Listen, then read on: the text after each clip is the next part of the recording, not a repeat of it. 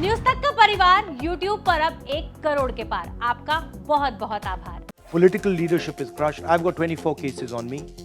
I've been interrogated for 55 hours. We are excited to have you here as our honourable guest, and be assured you have our full attention. Thank you. Thank you.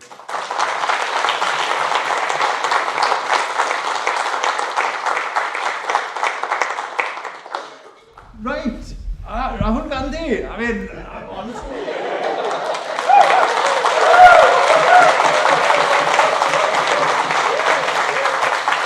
Thank you. You have a little bit. You have a little bit of an Indian accent. आप हिंदी बोलते हैं? No, not Hindi, Bangla. Bangla. That makes sense. কেউ বাঙালি কেউ আছে অনেক আছে অনেক আছে এই যে ওশি হ্যাঁ আমি অনেকদিন বাংলাদেশে ছিলাম বাংলাদেশ এবং আপনার পশ্চিমবঙ্গে sorry yes anyway so I've been trying to impress people over the last few days that Rahul Gandhi okay so he's famous in his own right etc but he is actually it's perfectly within the realm of possibilities the next Prime Minister of India.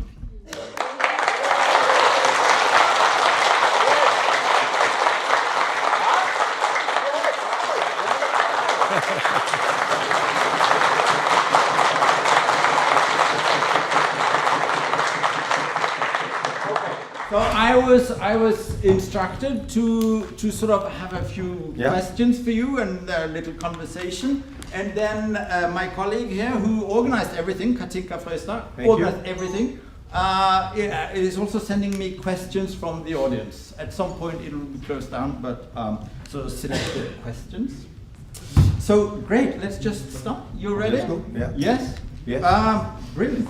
I had some questions written down. So okay, but the first thing first, the reason why you're so interesting, it's not just because you're India's next Prime Minister, quite possibly, but also because of your history as a politician. I mean, you in many ways it's been interesting to follow you because in some ways you're different from other politicians. You're slightly reluctant politician, if that's possible to say. You've been in and out and sort of pulled out, and then you're back in, and you've done and for a while we thought, oh, well, he's a goner, but then you sort of jump back and here you are, and you just finished this long march and energized a lot of activists, and it was quite a marvelous spectacle.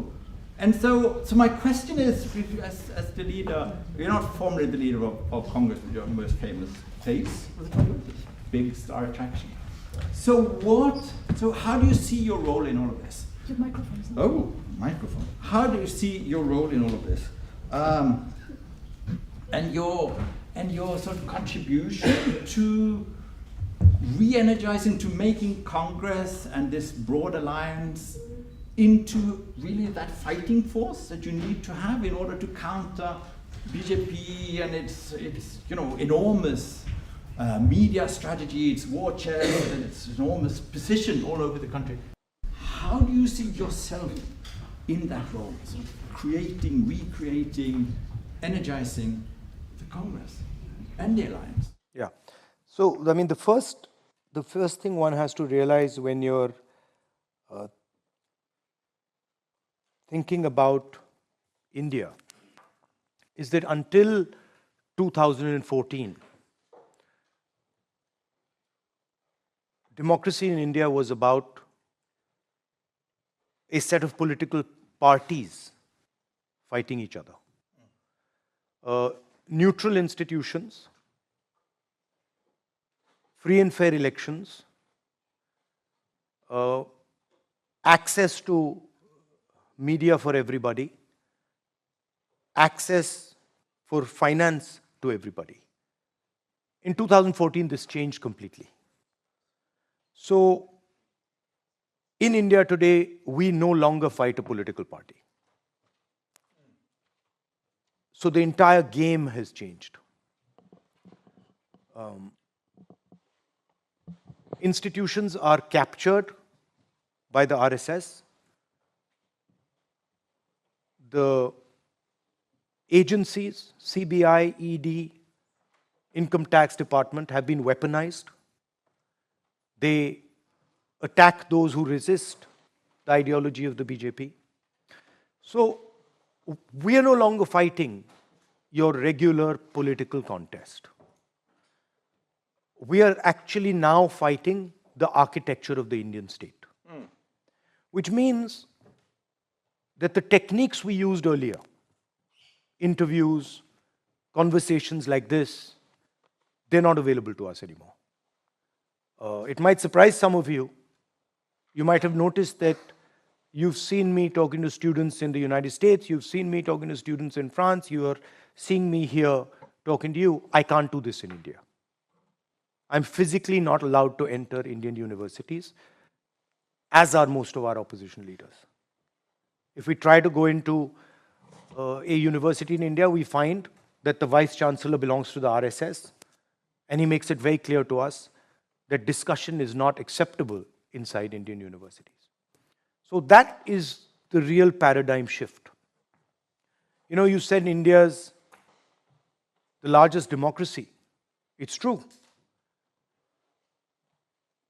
But for me, a democracy where you're not allowed to express your voice, where you're not allowed to say what you feel, where large numbers of people are not given that opportunity, is a weakening democracy. And that's what we have in India. Large parts of our population are not allowed to speak. They are threatened. Political leadership is crushed. I've got 24 cases on me. I've been interrogated for 55 hours. I've been given a jail sentence, 2-year jail sentence. The first time in India, somebody's been given a maximum sentence for criminal defamation, a jail sentence for criminal defamation. I'm the first person who's ever had that done to them, right? So this is what we're facing.